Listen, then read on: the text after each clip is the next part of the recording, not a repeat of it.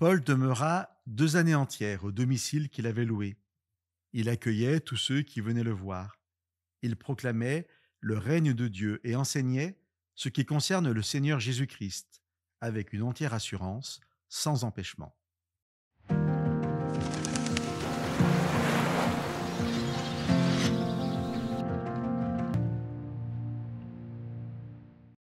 Dans notre parcours du livre des Actes, nous sommes intéressés au chapitre 12, à la mort de Jacques et à l'arrestation de Pierre. J'aimerais vous lire les 2 derniers versets de ce chapitre 12 qui semblent sans rapport avec ces sujets principaux développés dans le chapitre.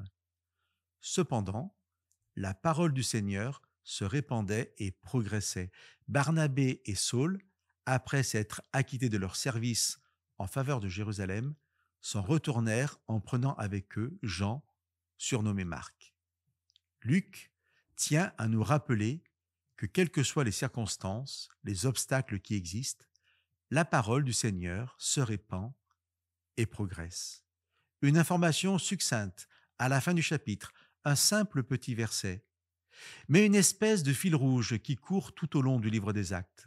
Rien n'arrête la prédication de la parole. Dès le chapitre 2, lors de la première prédication chrétienne connue, celle de Pierre à Jérusalem, lors de la fête de la Pentecôte, celui-ci dit à la foule, « Mes amis, qu'il me soit permis de vous dire ceci avec assurance. » Et jusqu'à la toute fin du livre, au dernier chapitre, lorsque Paul est en liberté surveillée à Rome, le texte lu en introduction nous apprend que Paul proclamait et enseignait. Entre ces 2 passages, entre la prédication de Pierre et celle de Paul, il y a une trentaine d'années.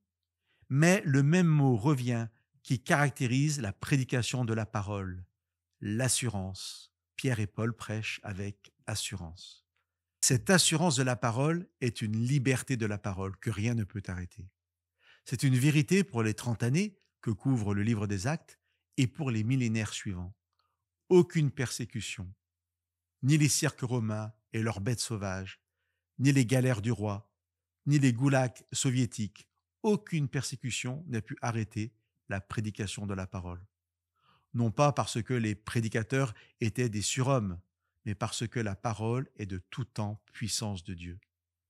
Paul en fera le thème principal de sa lettre aux Romains et il écrira au chapitre 2 que la bonne nouvelle est une puissance de Dieu pour le salut de quiconque croit. C'est bien cette puissance de la parole qui donne l'assurance à Pierre, à Paul et aux prédicateurs à travers les âges, et non l'assurance des prédicateurs qui rendrait la parole puissante. Chers amis, si vous êtes croyants, ce partage aujourd'hui veut vous fortifier dans votre mission de partager la parole et sa puissance de salut, avec l'assurance que Dieu vous donne. Et si vous êtes en chemin à la découverte du Seigneur, que vous puissiez être persuadés que cette parole a la puissance de vous toucher. Puissance de Dieu, elle peut transformer vos vies et recréer dans vos vies ce qui doit l'être. Chers amis, qui que vous soyez, que Dieu vous bénisse par sa parole.